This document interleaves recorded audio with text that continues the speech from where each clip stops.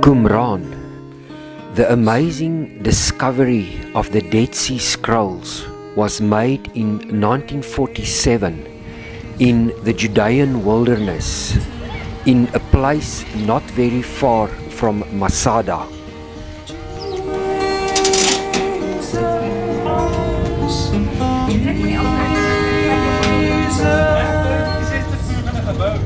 What was so awesome about the Dead Sea Scrolls was, first of all, that it was discovered in 47, 1 year before the modern state of Israel was born, and secondly, they proved that the Bible was never tampered with.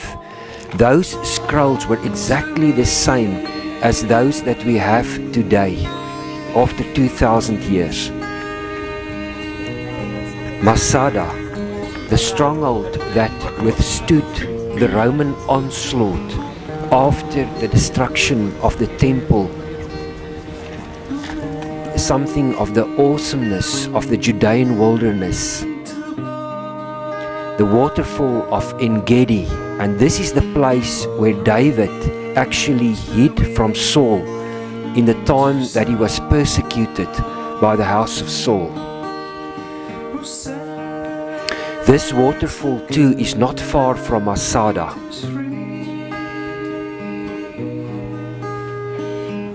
Also not far is the Dead Sea.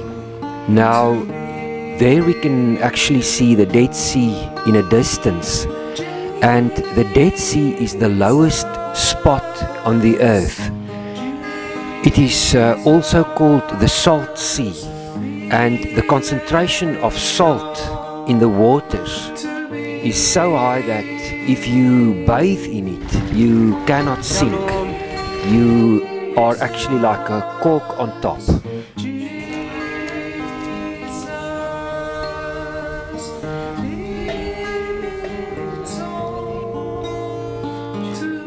The water actually gives you the feeling of car oil, thick and greasy, and of course the lovely experience that you float.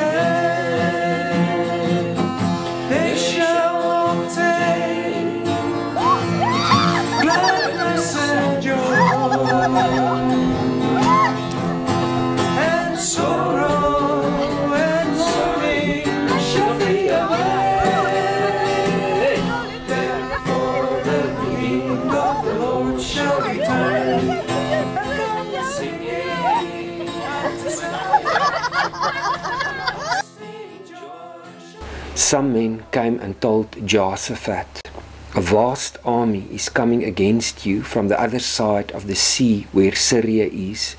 It is already in the rows of the palms, that is En-Gedi. My lover is to me a cluster of henna blossoms from the vineyard of En-Gedi." En daar sê hy ook iets. Ja.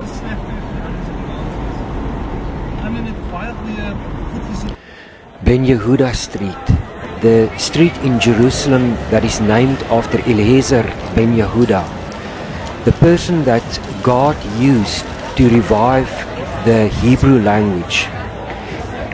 Hebrew, like Latin, was a dead language, and in the 1911 Encyclopedia Britannica it was written that it would never be spoken again. But with God's miraculous power, this language became alive again. in this and towards the end of the last century.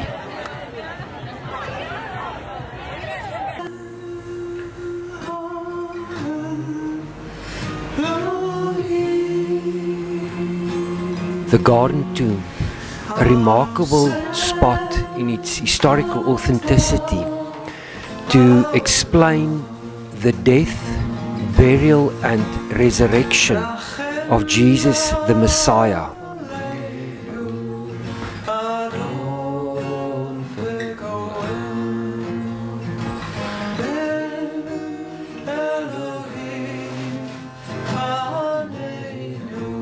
And this is what voices sound like in the very tomb. Lord, I love to sing your praises. I'm so glad you're in my life. You came from heaven to earth to show the way, from the earth to the cross, my debt to pay, from the cross to the grave, from the grave to the sky.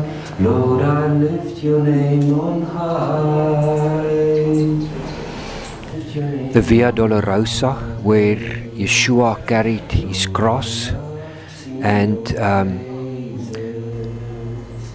the Damascus Gate. It is written in the Bible that Jesus was crucified outside the gate, and this more or less was the level in the time of Jesus. Upstairs is where Damascus Gate is today, and there we have Golgotha, the place of the skull, an ancient place of stoning.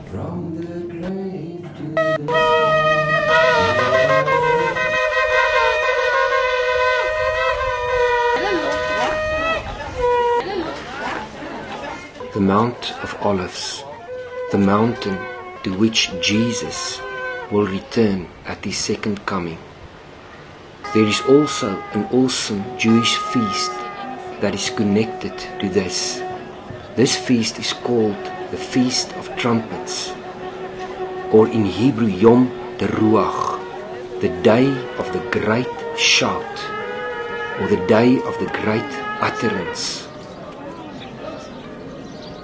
The return of the Messiah and the awesome events that are associated to it is what Paul refers to in the first book of Thessalonians chapter 4, when he writes, "For the Lord himself will descend from heaven with a shout, with the voice of the archangel, and with the trumpet of God, and the dead in the Messiah will rise first."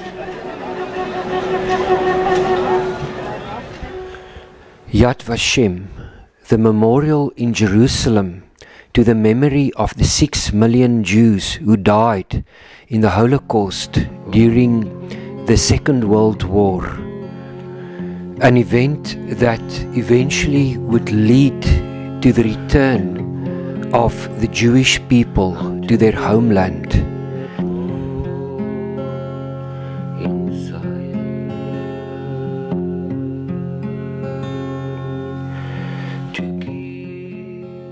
The awesome reality of death and resurrection.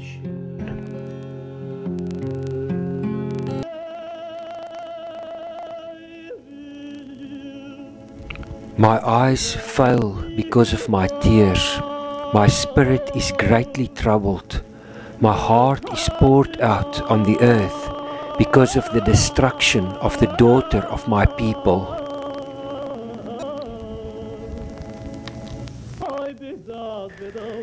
From heaven the Lord viewed the earth to hear the groaning of the prisoner, to release those appointed to death, to declare the name of the Lord in Zion and his praise in Jerusalem.